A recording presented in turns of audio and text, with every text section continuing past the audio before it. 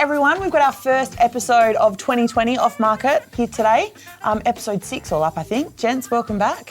Jess. Welcome back, Jess. Thanks for coming back. Bit nervous today, Jess. What's going on? 2020 big year, some big news to share with us all or something? No, I just feel the pressure. I feel like we've got a lot to live up to. You're lucky Shane and I carry you every week. So I know, thank God. Thank God. Have you guys got any resolutions, any goals for the year? They're gone. Oh, it's done? Yeah. You kicked your goals already? Didn't happen. Oh. It's over. Didn't happen, so... I got a simple goal this year. Yeah? To breathe. Yeah. Just breathe. I was trying to take it easy on coffee. That's not happened at all. Oh, what a no stupid alcohol resolution. Just Dumb. chill, go with the flow. I did change one thing. I've gone from getting coffees from a cafe to getting it in a can. In a can? Yeah. So You did that last year. It's really good. Cold or hot? Cold. Oh, okay. Yeah, That'll last until winter. yeah. Anyway, guys, Roscoe. Yeah. We're straight into Under the Hammer. Yeah. It's Christmas. It's been Christmas. So Mate, it's Christmas. That was like 6-8 weeks ago. Have we had any auctions? No, to auctions report start. about? My first one's tomorrow in Mount Hawthorn, or as my nonna used to say, Mount Hawthorn.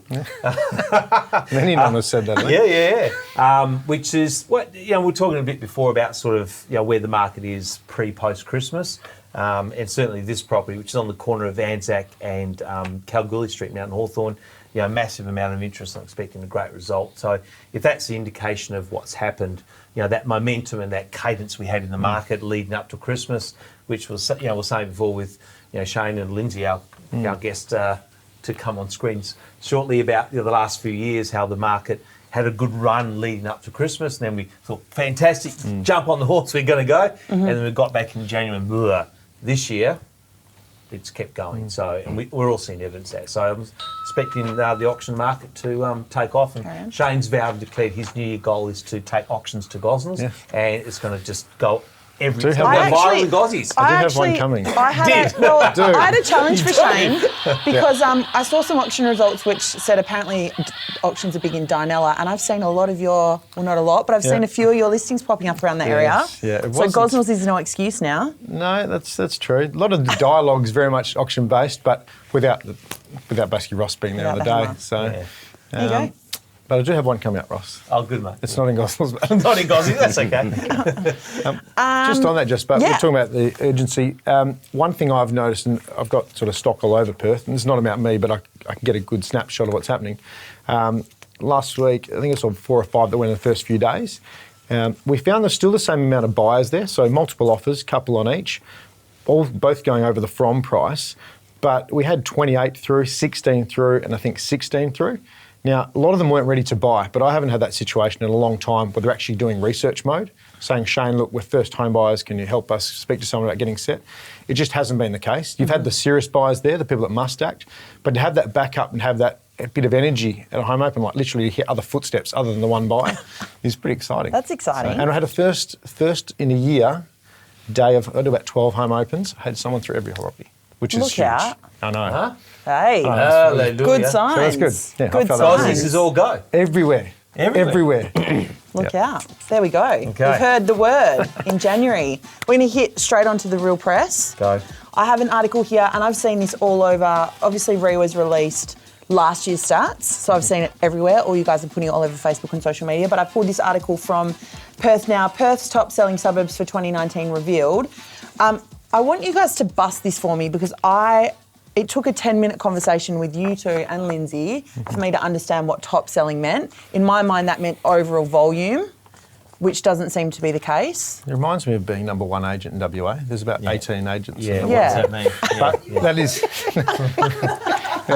He's 4 of them. Yeah, but it's true. Yeah. It's interesting, but I do get... It's really, really interesting. It sorts out the people that you know are coming to market because I get that article sent from anyone I have that has a property in that area that I've sold for. They're like, send it. Look, Shane, look. Yeah, look what's going on. But what does it mean, guys? So the top 10 selling suburbs, according to this, Lakelands, Mundaring, Alfred Cove, Manning, Swanbourne, The Vines, Careen, Waikiki, Heathridge and Erskine. And because I thought it was volume, I wanted to ask Lindsay actually, because Mundaring to me is not a high volume suburb. None of them are. No. Swanbourne, So- none of them are. No. So a little bit of digging revealed that it's actually volume, it's actually percentage increase. Okay. of sales. Percentage increase of sales, Of number of sales. Number of sales in those suburbs. So the problem is, though, Jess, these type of reports come out and they're a placebo, really. They give false expectations of what's truly going on. That comes back to our old warhorse about, so if you want to give accurate statistics, it needs to be more postcode orientated, so it's relevant to that particular postcode and what's going on within that area. Because those suburbs there, the bulk of them are really low volume. So how do you get any real sort of indication of what's going on if there's 6 sales in the quarter versus, and all of a sudden there was 8 or there was 10? Oh my God, we've got this huge increase, but on very low numbers. So it sort of it skews things. And more importantly, it gives false hope or false expectations to the public. It is a little bit deceiving. So Waikiki, it says, which is on the list, recorded 152 property sales, representing a 21% increase, which means that they would have, the quarter before, sold, 120? About 30 odd variants, Yeah. So I do believe that's a good indicator that's starting to take place. And I was speaking to Ross off there about this. The best indicator, and I first learnt in real estate, if you want to see how hot your area is, look at a certain type of property and work out how many of those are on the market compared to how many are selling. The month's supply gives you an indication of how hot the area is. So Shenton Park, and we use that as an example because it is such a hot zone, there might only be 10 sales in a quarter. It's pretty easy to influence those numbers. But over Waikiki and you've got 150, if you look at how many on the market in that, I guess, corridor, there might be triple that. Yeah. So okay. It does. And the days on market thing we'll talk about. Days on market. We've got days on market here. And that's probably one of the best indicators. Like supply, how much supply you got and what are the days on market. Yeah. So quicker selling suburbs, we've got Wembley, Heathridge, West Leederville, Corrine, White Gum Valley, Nedlands, Kingsley, Woodvale, Shenton Park, Mount Clermont. Yeah. A lot of those are really good school zones. Which great areas, good locales. Yeah. And it's got a bit of development happening through a couple of those latter ones. There's a bit of development happening through there. Change of zoning, so that could also influence that. Yeah. Okay. One thing I've noticed about the last 18 months, forget zoning changes, the hottest thing has been school zones. It's just like, massive. It doesn't matter, South Corridor, Northern Corridor, I'm not sure about the hills, but people trying the best school zone, it's amazing. What is it? What did you say about that, Lindsay?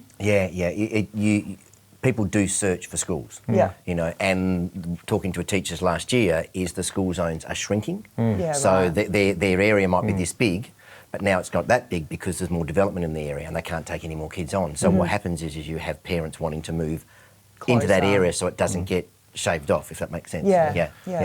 It's a good indicator with data. So most areas, and I've spoken to this before about analysing how well placed you are in the market. If you go to an area like Rossmoyne, you'll find if 1,000 people look at that property online, 1,000 people will look at the map because you need to be in the catchment zone. Right. Areas with less desirable school zones, it'll be a 1:4 ratio. So only a quarter of the people will click on the map because it's not as important. But that's a really good indicator. If you're getting that amount of views, you've got a good audience that are engaged in the property. Neighbours don't do that, buyers do. So Beautiful. Okay. We also had on here the rental vacancy rate is improving. Another good sign. Still, I actually think the rental market's gained even more momentum again definitely. Since pre-Christmas. Yeah.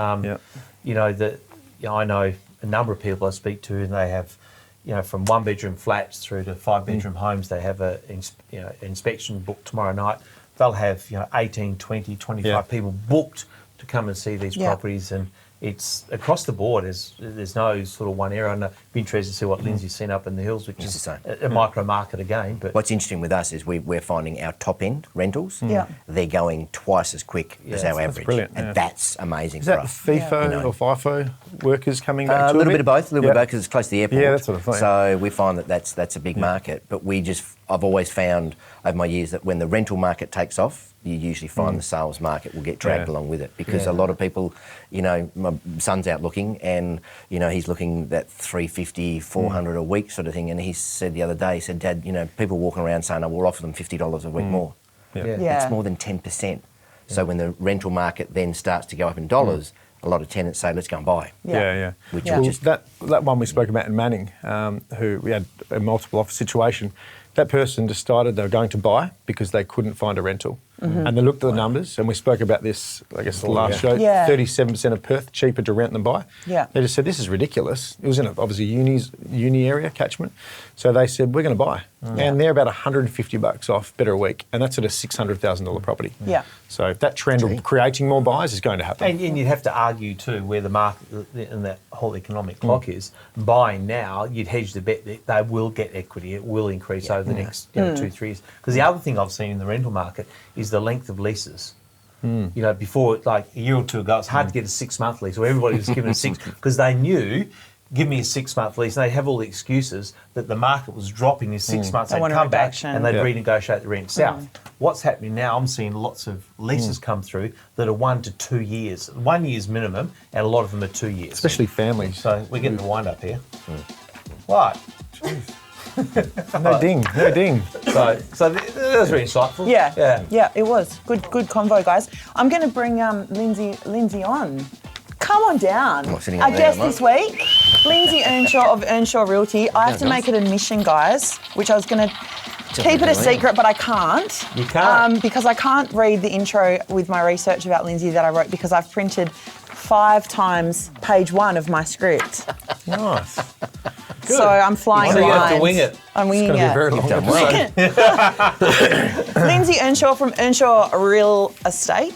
Up in the hills. Based in Darlington, Glen Forest, but you're selling kind of the whole hills area. Pretty much. You're a hills boy, Yep. born and bred, which I like to hear because I'm a hills girl, born and bred. So that's good to know.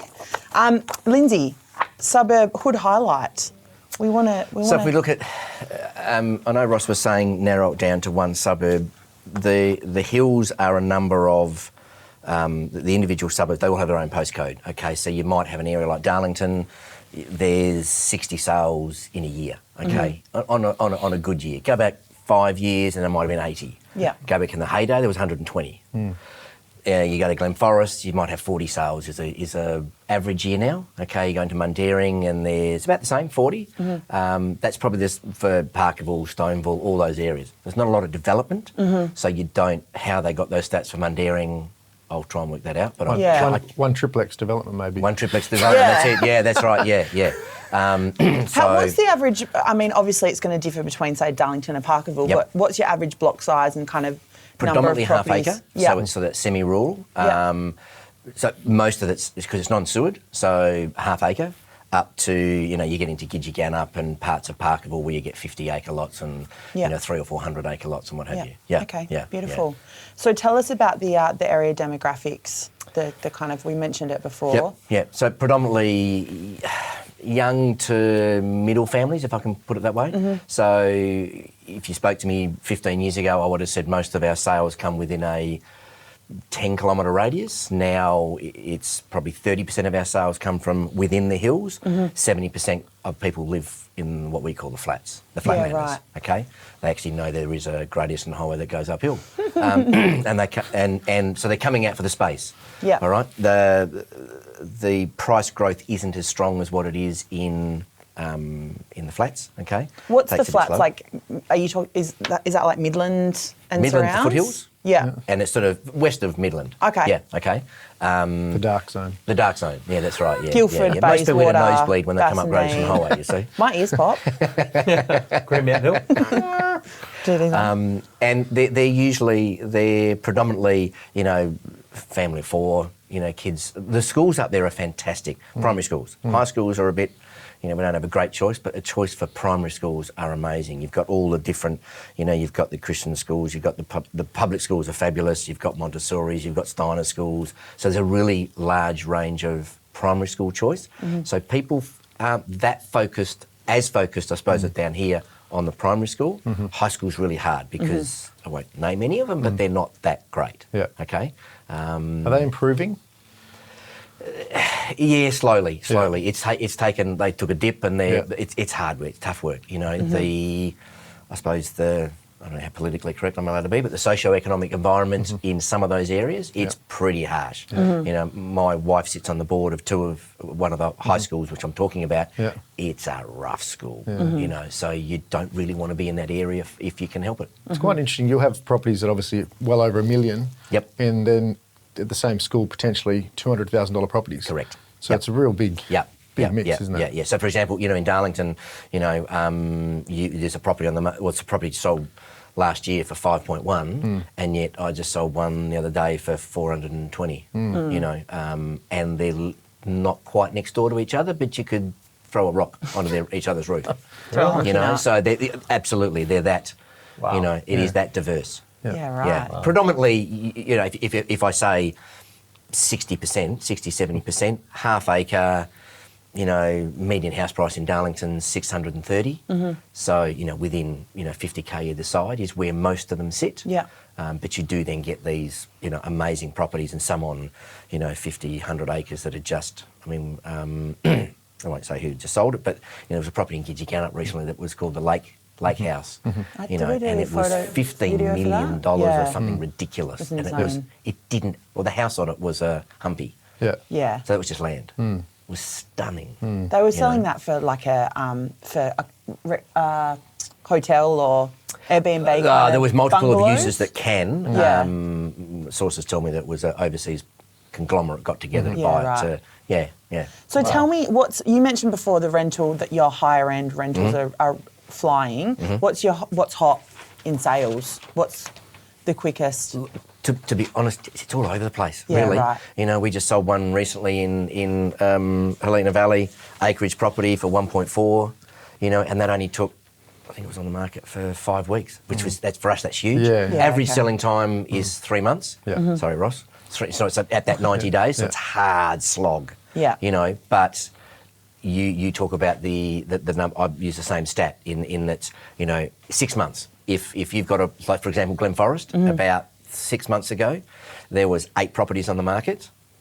Yet in the previous 6 months, there had been 18 sell. That was such a hot market. Yeah, okay. Anything that went on the market sold just like that. Yeah. Now we weren't influencing it. It was just buyers' demand. That's all it is. Now it's sort of, if those numbers for me in the 6 month period are the same, number of sales, number on the market, you've actually got a market that will generate a sale for an owner within a 6 week period. That's my stat. Is it hard also to narrow down price in the sense that if you go to say Canning Vale, 4x2, 500 squares, but really there's so much lifestyle-based decisions there. Correct. To ping it, what I see value in compared to a person who wants the dam or what have you. Yep. It's just, the variance is huge. So I always say when I go and see an owner, I sort of say, look, if I'm, no disrespect to Darl Alcock, but if I'm, in, and I usually use Ellenbrook, a Darl Alcock home is a Darl Alcock home is a Darl Alcock home. Up here, I might be able to find 2 comparable properties that have sold in the last 12 months. Yeah. And I've then got to say, what one didn't have a pool, one didn't have a massive shed, this didn't have, and you just grabbing the pieces together and saying, look, within 80 grand, it's going to sell for this. Yeah. Okay. That's how we do an appraisal. Yeah. Because you just can't base that emotional buy because you don't. Yeah. And that's we for most of us agents, we totally take the emotion out of it and say if someone walks through, if Ross Hunter walks through and totally works with his head, he'll only pay you this. Yeah. But if Shane Beaumont walks through and his wife wants it and he's, I hope she does. So in that kind of market, is your styling and that kind of thing really important in that kind of market? Like your property presentation more so than very say much in so, Ellenbrook? because you've got the biggest thing we get with the buyer that walks through is the most common comment they say is there's too much work. Yeah, now, okay. It's either too much work to get it up to scratch or too much work to continue to maintain it. Yeah. So if you can eliminate the maintenance for people, because you've got big gardens and you attract that certain buyer who loves gardening, but as soon as they start to see work, they absolutely hammer you on price. Yeah. So when we talk about those type properties across Perth, it's almost like logical is at home looking at the property. Yep. Does it tick these boxes? Correct. Then emotionally when they come to the home and imagine it, that's where I guess you can see absolutely what they're going to do. You can almost tell on the phone sometimes from that call with a property like that. Would you agree? Absolutely. Yeah. I mean, this one I was talking to you about in Helena Valley, the buyer came to me and said, statistically, this is what the property is worth. Yeah. They paid $400,000 more than what the stats said. Yeah. Good marketing. Go figure. Big difference. Yeah, because it just it popped off the page. I think Crib might have done the photos on that one. It popped off the page. It looked fantastic. It was stylish. Yeah. And that's an emotional value that I can't It's a real price. driven Yes. type market, isn't Yes. it? Yeah. As opposed to the head might, but it's a real heart market in all respects, probably. Yeah, and especially if you, Ross, if you've got a property, we say to a buyer, good luck going and finding another property. Good luck going and buying another one because you know there's not one out there. I probably couldn't do that in Gosnells if you know there's 10 others. So, for example, we do a little bit in the foothills through Swan View, and at the moment, the $300,000 market in Swan View, I had a buyer come through a property a couple of weeks ago to a home open, and I said, what's your afternoon like? He said, I'm looking at 29. Yeah, I was just about this, those lifestyle properties, do you find that you might meet the same buyer 18 months, 2 years later? Correct. Because they haven't found that yet. Correct. Whereas those, I guess, and that's what people say, you're databasing your buyers. We do to a degree, but they're so fluid in and out the market when there's so many of the same So thing. many options, But a property like that, you can really match. Yeah. You know? Yeah. We had one that we've got a couple that live in Hillary's, and they've been looking for 3 years. Now they will buy. They've made offers on properties. They will buy, but they're absolutely specific in what they want. Yeah. You know, so you can walk through a property and go, right, I'll ring such and such. You know, and you know what happened. Beautiful. Interesting. All right, guys, that was very thorough. I enjoyed that. Just thinking about my mum and dad's house and how they never sell it. But also, but Lindsay, even from your point of view, just as a realtor and obviously been in the industry for a long time, it's sort of, as I'm listening to you, I'm thinking, it's so diverse. There's no 2 days are the same. Nope. You know, there's no Groundhog Day, and in every one you've got to think. You can't just walk through and go, another one, 4x2, blah, blah, blah, it's worth X. Like, you've got to think it through, it challenges you. You know, I think that's great. It's probably a really important factor for the longevity in the industry. And Ross, even if I put that on the flip side, I always know if I do think it's Groundhog Day, because the owner will tell me. Or I'll hear it from the neighbour. You know, Lindsay didn't seem interested that day. Do you know? Because I felt it was Groundhog Day, and I felt, you know, and you do. Whereas it's what I often say, and it's no disrespect to the guys that work the flatlands, I couldn't do it because there's too many of the same. Whereas for me, I will go through such a variety of homes that interests me. You know, that's good. That's great. Yeah. Beautiful. Is it the most challenging you've ever seen real estate in your career, the last few years? The last 4 years? Yeah. Absolutely. Yeah. Hugely. I mean, I thought the GFC was bad, but the last 3 years, what I found last year, the big thing was people just realised this is the new norm. This is it, and we've just got to get on with life. But geez, it took 3 years to break the real estate back, if you can want to call it. You know, and even us agents were in denial that yes, it's going to change. But I think even with sellers, they just went, you know what, if we're going to sell, let's just bloody sell. And not worry about the market. You know, And there's also the relativity. The market's falling. If you're buying and selling in the same market, yes, to a degree. But yeah, it sort of helps ease the pain. It does. Yeah. Beautiful. Roscoe, Yo, do you want to roll into 5 questions? I might do 6. Look out. See, Lindsay's ready. Look at him. He's pumped. He's pumped. You don't know the 6th one. Okay, we're going to find. I'm a bit worried about that. Okay, now he's probably seen them. Okay, so He Lindsay, has seen them. We being the sage-like people that we are here in the off-market program, we very good, mate. So we believe that in life, the things that we stuff up are often the greatest learnings. Yep. Out of adversity comes opportunity. So the question we like to ask people is, what has been your biggest stuff up? What's the thing that you've stuffed up the most, but at the same time has been probably one of your great learning experiences? So I will keep this non-personal because that would be not correct. So I will relate it back to my real estate life. Biggest stuff up I made was on when I was dealing with the biggest sale I had, which was close to $3 million, and I'm going back about 14, 15 years, and it was a huge property. And if I look back, I'm possibly out of my depth, I'll be honest with you.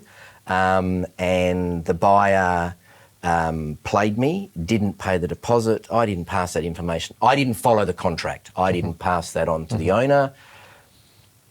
Then when shit hit the fan, and where's the deposit, and I'll leave it at that. That was a big one. So what that is that right? It hasn't happened ever since. Hasn't happened ever since. Say you're a deposit Nazi. No, that's right. But you know what made me learn? Not that. Is just follow the contract. It's black and white. There's no grey in a contract. It's black and white. It's probably lucky it happened then. not Absolutely. Yeah. the things you learnt now. Now, luckily, that owner sold and actually got more than what that person, not through me, unfortunately, but so everything happened, everything turned out beautifully. Okay. But yeah. Okay, cool. Next question. What are 3 things you'd never leave home without? What do I never leave home without? My hanky, unfortunately, my phone and my credit card. Hey, Cool. there you go. Cool. Very good. Do you walk Very everywhere? good. Sorry? Do you walk everywhere? Pretty much. Mate, knowing your amount of outstanding sort of notoriety in the Hills area, but we've all got some deep, dark habits. What's your worst habit? My worst habit. I have to ask my wife that one. We've already got an email. The email actually exploded the inbox, mate, from your wife. My worst habit is I don't suffer fools easily. So if I've explained something once and you don't understand, it sort of doesn't go down that well. It doesn't go down that well. I get that vibe. Yeah, I absolutely despise repeating myself twice. Yeah, I don't need to be told the same thing twice either. Yeah, I get that. Lucky this is a one-take show. Shit. When you're not at work, mate, where will we find you? What's outside of real estate? Where will you be?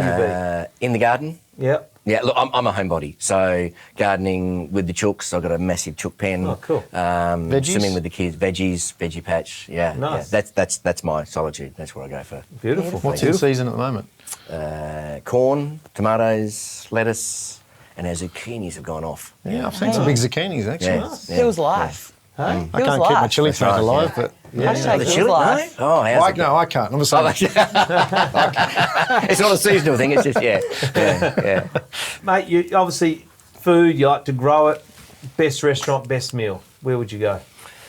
Okay, so the best meal I've ever had, so a dining experience, if I put it, was Wildflower. Just unbelievable. Yeah. Best dish I've ever had was a duck truffle consommé at Must. It was. I can actually taste it now. So can I. It was just. It Look, came he's out. closed his eyes. It was seriously. Mate, you're it was there. You just went there, didn't you? Absolutely. Russell Blakey, this is a big pump for you, mate. But it was when we sat down. There were there were all different teacups on the table. And they walked around with a tea bag, which was full of truffle. Okay, truffle shavings, and then Russell and one of his staff members came up with this really rustic teapot and just started pouring this duck broth. And Mate, you're celebrating. I wanted to. I know, he is. It was to the point where when I don't drink tea, but when you and the wife doesn't have tea bags, but when you do a tea bag, you squeeze it, don't you? At the end. At the end of this, I was literally pounding the truffle bag to get as much juice out of it as I could. It was amazing. that's what you want on your. That's a sort of review. That's right. Yeah, mate. That's the best Seriously, Google review on the planet. Mate, very good. It was good. That was very good. They don't have though anymore. So No, this was a special event. Yeah. Oh, okay. But it was he should put it on his menu. Yeah. Mate, Would have been God, I'm expensive. starving. There you go, Russell. Yeah. Make sure this is on Russell's Insta page or whatever. And mate, lastly, most overused saying. What's a saying? You're a man of you know what you want. What's one saying that grates you that people use? One saying that grates me. Yeah, the most overused saying out there. If it goes back to, can you tell me that again? Can you repeat it? Can you, or I don't understand. I'm sorry. Note to self. Let's say it. What is the line, Dad? So if we're going first home buyer, can you just show me where the deposit bid is in the joint form and conditions? You got one shot, mate. One shot and then read it. Yeah. There you go. Back to you, Jess. That was entertaining. Thanks, mate. That was great. All right. Well, our final segment is Play of the Week. Yep. Which, Roscoe, you had a great nomination for this one this week. Yeah, Play of the Week. I think we always like to see sort of what's happening in the marketplace. Nice to see new names, new brands, a bit of moving and shaking going on out there. And we saw the emergence of Arena Real Estate in the city, which was part of another brand. Yeah. So the guys have decided to do their own thing. Josh Robertson and Brad Triplett and the team over in Newcastle Street. Yeah, so the emergence of Arena Real Estate looks good, feels good. And Does. Good luck to them. Congrats, boys. Good luck to them. Well done. Yeah. Well done. Anyone else, Shane, did you have anything to share? Not Old yet. mate in the whatever you had yesterday, old mate, Italian friend. Oh, yeah, Steve Erseg. His dad was 3 doors up from him. My sign's gone up 2 days ago in Redcliffe. And my mum's side's Croatian, or Erseg, so he spoke in thinking I'd understand it. And I said, look, I'd love to share this. Can you just run me through what was said? He told me it was fine. So if it wasn't fine, I do apologise because I don't know what he said. But it sounded sensational. Absolutely sensational. So it is, I did share it. So it's good to see you, Steve. Beautiful. All right, guys, that's it for us this week. I feel like it was a short show, but I'm not sure until someone we're gives way me a over timer. time, mate. Oh, we are? We're well over? There we go. Yeah. All right, we will be back in a fortnight. Lindsay, thank you so much Pleasure. for joining Been us great. today. Thanks for coming. guys. Thank you. Cheers. Thanks, mate. Thanks. right. That's awesome. That's See you it. soon. Done. No worries. Thank you. Bye, We're guys. back. Sorry, no, wait. I don't Nah, have my what? script on me. I got to thank the guys at Domain for our beautiful set once again. And Chris and everyone behind the scenes. And everyone. lost. Alana, you're in everyone. You're just an and I'm everyone lost, guys. I'm lost without my script. She's a bit nervy. No, I don't have any words. She's lost I've it. lost the plot. Anyway, guys, we'll see you next time, and I will have a script, and I'll be on point. Well done. now. Beautiful. All right.